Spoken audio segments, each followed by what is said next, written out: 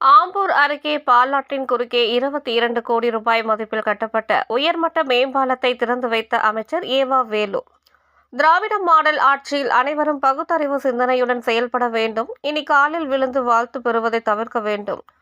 தமிழ்நாட்டில் 61 தரை பாலங்கள் மட்டுமே மீதமுள்ளது. கிராம பகுதி மாணவர்களின் கல்வி தரம் உயர அதுவும் விரைவில் கட்டி முடிக்கப்படும் என அமைச்சர் பேச்சு. திருப்பத்தூர் மாவட்டம் ஆம்பூர் அடுத்த பச்சைக்குப்பம், அலிஞ்சிக்குப்பம் கிராமங்களுக்கு இடையே செல்லும் பாலாற்றின் குறுக்கே 700 மீட்டர் தொலைவிற்கு 22 கோடி ரூபாய் மதிப்பில் கட்டி முடிக்கப்பட்ட உயர்மட்ட மேம்பாலத்தை தமிழக பொதுப்பணித்துறை அமைச்சர் ஏவா வேலு, ஆட்சியர் சிவசவுந்தரவல்லி, வேலூர் நாடாளுமன்ற உறுப்பினர் கதிர் ஆனந்த் மற்றும் ஆம்பூர், ஜோலார்பேட்டை, திருப்பத்தூர் சட்டமன்ற உறுப்பினர்கள் ஆகியோர் பொதுமக்களின் பயன்பாட்டிற்காக இன்று 11 ரிப்பன் வெட்டி திறந்து வைத்தனர்.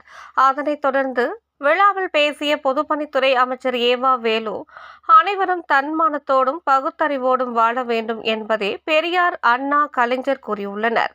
திராவிட மாடல் என்பது ஒருவருக்கொருவர் அன்பு செலுத்துவது, பகுத்தறிவு சிந்தனையுடன் செயல்படுவது. வாழ்த்து பெறுகிறேன் என பொது வெளியில் காலில் விழுந்து வாழ்த்து பெறுவதை திமுகவினர் தவிர்க்க வேண்டும்.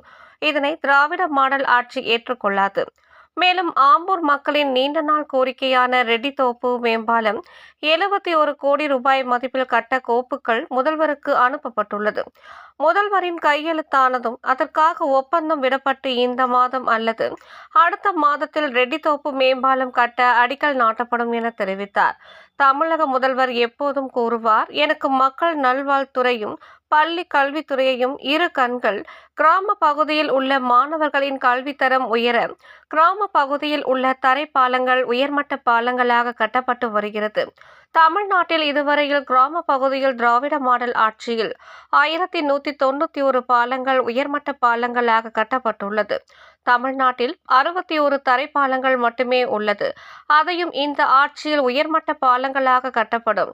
தற்போது தமிழ்நாட்டில் எங்கு பார்த்தாலும் பாலங்கள், சாலைகள் கட்டப்படுவதாக ஒன்றிய அமைச்சர் நிதின் கட்கரி மற்றும் பல்வேறு இயக்கங்களை சார்ந்தோர்கள் பாராட்டுகின்றனர் என பேசினார். அதனைத் தொடர்ந்து தமிழ்நாடு நகர்ப்புற ஊரக வாழ்வாதார இயக்கம் சார்பில் 18 மகளிர் சுய உதவிக்குழுக்களுக்கு 2.12 கோடி ரூபாய் மதிப்பில் வங்கிக் கடன் இணைப்பு மற்றும் வருவாய்த்துறை சார்பில் பொதுமக்களுக்கு பட்டா மற்றும் பல்வேறு சான்றிதழ்களை அமைச்சர் ஏவா வேலு வழங்கினார். இதில் துறை சார்ந்த அதிகாரிகள் மற்றும் உள்ளாட்சி பிரதிநிதிகள் பலர் பங்கேற்றனர்.